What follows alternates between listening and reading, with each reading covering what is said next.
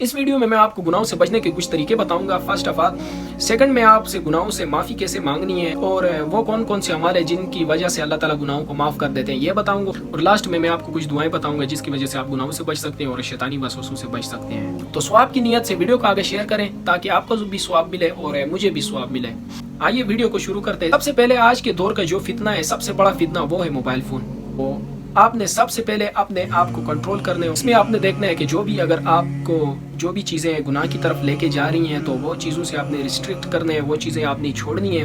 Social media اگر آپ use کرتے ہیں تو سب زیادہ سے زیادہ اسلامک کنٹینٹ دیکھیں اور اسلامک چینلز کو فالو کریں, اسلامک آئیڈیز کو فالو کریں, اسلامک اسکالرز کو فالو کریں, اسلامک جو چیزیں سے ریلیٹڈ جو ہیں چینلز ہیں, آئیڈیز ہیں, ان کو فالو کریں, سبسکرائب کریں تاکہ آپ کے سامنے زیادہ سے زیادہ اسلامک جو ہے کنٹینٹ آئے اور آپ گناہوں سے بچیں. دوسرا یہ کہ نماز کی پابندی کیا کریں.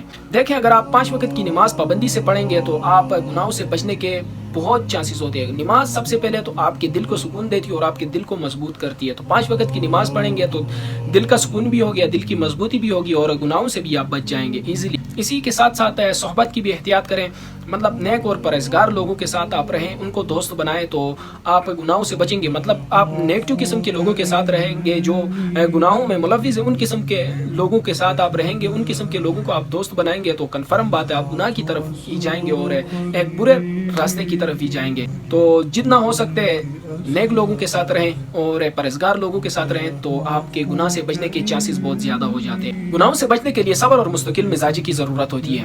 شیطان ہر ممکن کوشش کرے گا کہ آپ کو گمراہ کرے, لیکن اگر آپ مستقل اللہ کے ساتھ جڑے رہیں گے, اللہ سے دعا مانگتے رہیں گے تو انشاءاللہ تعالی اللہ تعالی ہمیں گناہوں سے بچائے گا. یہ تو تھے گناہوں سے بچنے کی طریقے.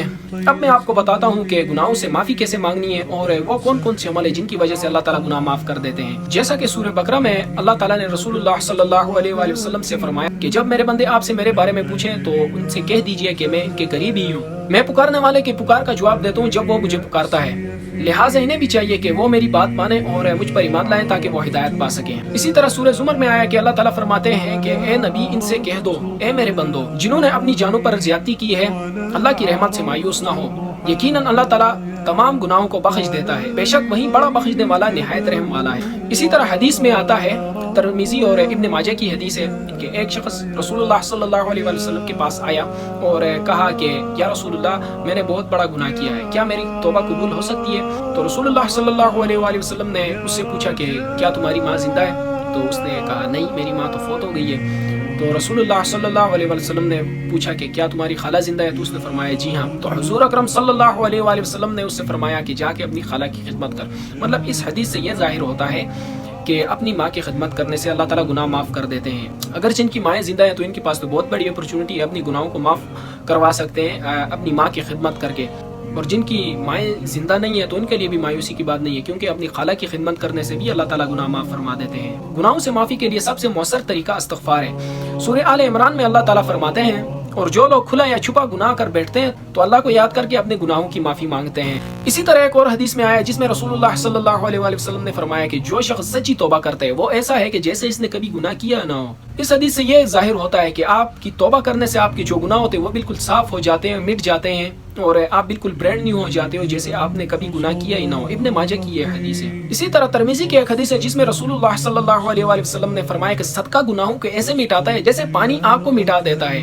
تو اس سے کیا ظاہر ہوتا ہے, مطلب صدقہ کرنے سے بھی اللہ کے نام پر آپ کے جو گناہ ہیں وہ مٹ جاتے ہیں, صاف ہو جاتے ہیں. اسی طرح ترمذی کی ایک اور حدیث میں آیا ہے کہ نیک اعمال برے اعمال کو مٹا دیتے ہیں. اس حدیث سے یہ سبق ملتا ہے کہ آپ جب نیک اعمال کرتے ہیں تو نیک اعمال کی وجہ سے آپ کے جو برے اعمال ہوتے ہیں وہ مٹ جاتے ہیں, ان کی جگہ بھی نیک اعمال لکھ دیے جاتے ہیں.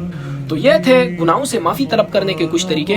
اب میں آپ کو کچھ دعائیں بتاتا ہوں. شیطان کے وسوسوں سے بچنے کے لیے ایک دعا ہے جو رسول اللہ صلی اللہ علیہ وآلہ وسلم نے ہمیں سکھائی ہے, اعوذ باللہ من الشیطان الرجیم. یہ دعا جو ہے قرآن میں بھی کئی جگہ آئی ہے جیسا کہ سورہ نحل کی آیت نمبر 98. اسی طرح بخاری کے ایک حدیث میں آیت الکرسی کی فضیلت بیان کی گئی ہے. رسول اللہ صلی اللہ علیہ وآلہ وسلم نے فرمایا کہ جو شخص رات کو سونے سے پہلے آیت الکرسی پڑھ کے سوئے تو اللہ تعالیٰ اس کی حفاظت کے لیے ایک فرشتہ مقرر فرماتے ہیں اور شیطان اس کے قریب نہیں آتا. اور لاسٹ میں ایک مختصر اور جامع دعا ہے, وہ بھی میں آپ کو بتاتا چلوں. استغفر اللہ و اتوب الیہ. یہ دعا صحیح مسلم میں موجود ہے. اس دعا کو بھی یاد کر لیں اور اپنی دعاؤں میں شامل کریں. جفت وغابت ولكن ما زلت أسجي رجايا يا